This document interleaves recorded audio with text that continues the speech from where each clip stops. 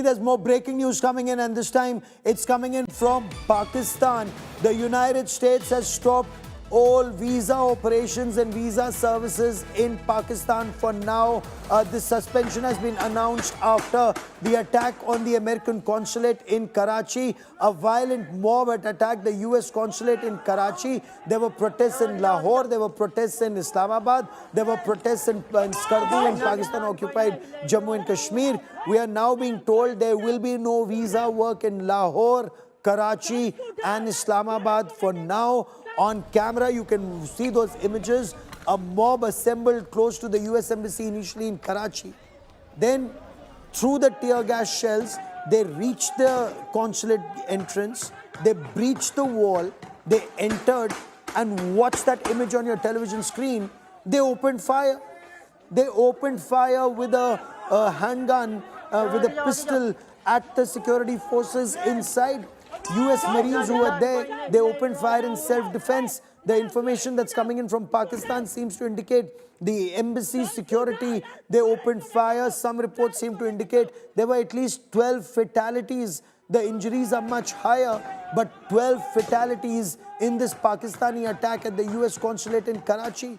US military unit opened fire at the protesters, and information now is at least 17 protesters were killed at the protests in Karachi. There were other protests that took place in Lahore, in Islamabad, in Skardu, where the UN office was set on fire. There was firing there. At least half a dozen people, if not more, were killed. Many more injured even there. Sandeep, Pakistan turns out to be an absolute basket case where Field Marshal Asim Munir and Shahbaz Sharif would sit on the board of peace with President Trump, and the people in Karachi would virtually be facilitated in attacking the US embassy.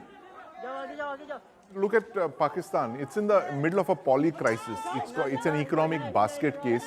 It's managed to enrage two of its neighbors. That's Afghanistan on the one side, who it's fighting a war with, a border war with, and Afghanistan has attacked a key base in Pakistan using long-range drones. And on the other hand, you have India. The Operation Sindoor is ongoing. We saw a very significant statement coming out of one of our strike corps commanders just a few days back. And on the southwest now you have Iran. This situation that's developing on the Iran-Pakistan border as well, a 1,000-kilometer border that they have. So Pakistan is in the middle of a crisis, Gaurav. But then, this is exactly how the Pakistan army thrives. It thrives in chaos. It thrives in crises like this. And I'm sure they would have figured out a way of making money in this crisis as well, Gaurav.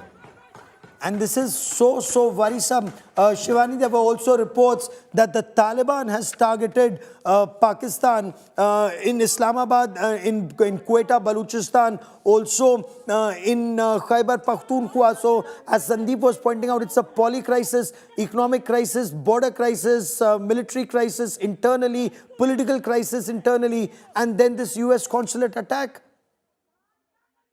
Certainly, Gaurav, Pakistan is dealing with a number of challenges at the same time. We've already been showing how Afghanistan, the Taliban MOD had released a statement and a video where they said that there were airstrikes on Pakistan this morning. And they also have been hitting back since last 1 week. We've been seeing that escalation on Afghanistan-Pakistan border. We've also seen the internal protests that have been going on. And yesterday what happened, we've already shown that in US, the US consulate in Karachi was hit, it was attacked, and then the marine component out there opened fire. They had to control that crowd, and over 17 Pakistani protesters have been killed. More than 30 are still injured. So India has also been conducting a number of exercises. We just covered the biggest ever exercise, Vayu Shakti. India's Operation Sindoor has been on since last year's May.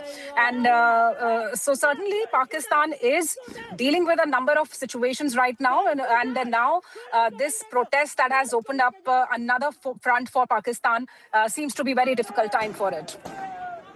Absolutely, Shivani. Keep tracking that story. I will come back to you for more on this. Shivani Sharma, for the moment, many thanks for joining me.